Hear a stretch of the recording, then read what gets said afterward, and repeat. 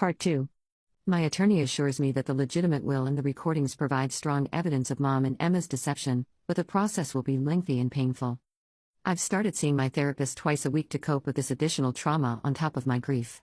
Some days, I wonder if I should just walk away and let them have everything to avoid the ongoing conflict. But then I remember how Dad went to such lengths to protect me and ensure fairness, and I know I have to see this through, not for the money, but for him. Update 2. It's been a month since my last update, and things have escalated dramatically. The court date was set for 2 weeks from now, but before we could get there, Mom and Emma made their next move. Last weekend, I arrived home from grocery shopping to find my apartment had been broken into. Surprisingly, nothing valuable was taken, not my laptop, TV, or jewelry.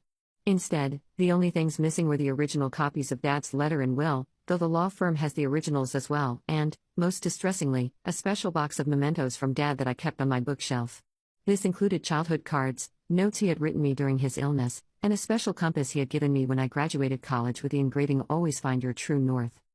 I immediately filed a police report. While the officers were sympathetic, they explained that without witnesses or clear evidence, it would be difficult to prove who was responsible. However, the timing and targeted nature of the theft seemed too coincidental. The very next day, Emma posted on social media about finding some of Dad's personal items that he had supposedly wanted her to have all along. The post included a photo of my compass. When I commented that the compass was stolen from my apartment, she quickly deleted the post, but not before several mutual friends had seen it and taken screenshots. I provided these screenshots to the police and my attorney, who filed an emergency motion with the court. A judge granted a temporary order preventing Mom and Emma from selling or disposing of any of Dad's possessions until the will matter is resolved. This seemed to enrage them further. Emma showed up at my workplace, creating a scene in the lobby and telling anyone who would listen that I was trying to steal her inheritance and destroy the family. Security had to escort her out, and my boss, who has been surprisingly supportive throughout this ordeal, suggested I take a few days off to deal with the situation.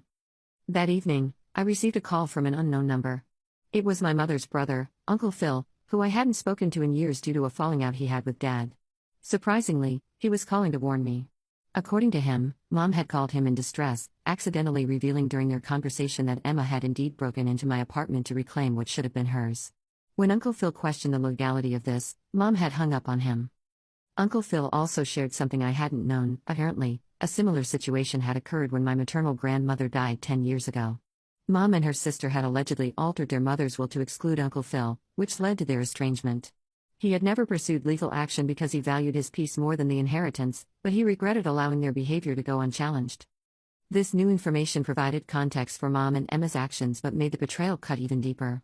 This wasn't a one-time lapse in judgment, it was a pattern of behavior that predated Dad's death. With Uncle Phil's permission, I shared this information with my attorney, who suggested we depose him for the upcoming court case.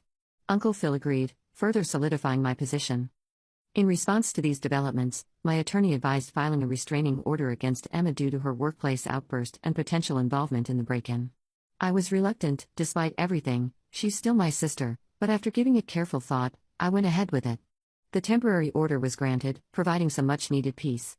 Meanwhile, family members have continued to reach out after seeing the evidence I shared. Most have been supportive, but a few remain firmly in Mom and Emma's camp, convinced that I'm the villain in this story.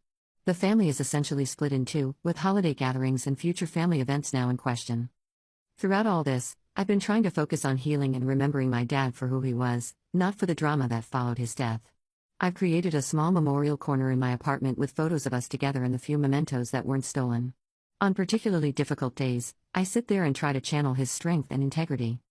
The court date is approaching quickly, and my anxiety is through the roof. My attorney is confident, especially with the new evidence of the break-in and Uncle Phil's testimony, but I know the road ahead will be painful for everyone involved. Update 3. The court date finally arrived. I was an anxious wreck the night before, barely sleeping and constantly reviewing documents with my attorney via text. When I entered the courthouse, I spotted Mom and Emma with their attorney in the hallway. Emma glared at me, while Mom dramatically turned away, dabbing at non-existent tears with a tissue. I maintained my composure and kept my distance as advised by my attorney. Inside the courtroom, things moved more quickly than I anticipated. The judge, a no-nonsense older woman, had clearly reviewed all documents beforehand and seemed unimpressed by the theatrics from Mom and Emma's side. When their attorney tried to paint me as a money-hungry daughter who had manipulated my dying father, the judge cut him off and asked for concrete evidence rather than character attacks. The turning point came when my attorney played excerpts from Dad's recordings. Hearing his voice filled the courtroom with an eerie silence. In the clearest recording, Mom and Emma could be heard explicitly discussing how to modify Dad's will, with Emma saying, "She doesn't need to know. We'll just tell her Dad changed his mind at the end. She wasn't here enough to know any different." Mom's face paled as her own voice echoed through the courtroom. Emma stared straight ahead, her expression unreadable. Their attorney requested a brief recess, which the judge granted. When we returned, their tone had completely changed. Instead of fighting the legitimate will, they now claimed there had been a misunderstanding and that they had been confused about Dad's wishes due to the stress of his illness. Their attorney proposed a settlement that would essentially honor Dad's legitimate will while avoiding any penalties for their attempted fraud. My attorney advised accepting this, pointing out that while we could push for penalties, it would extend the legal battle and potentially reduce the estate through legal fees.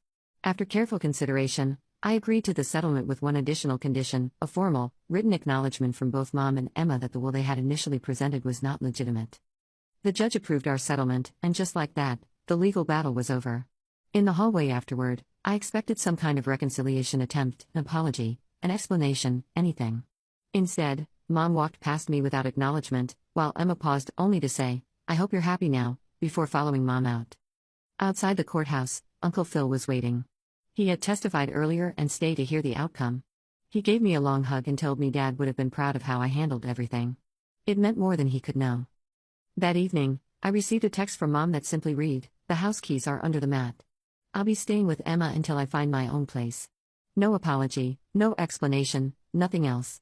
I went to the family home the next day to find it half emptied of belongings.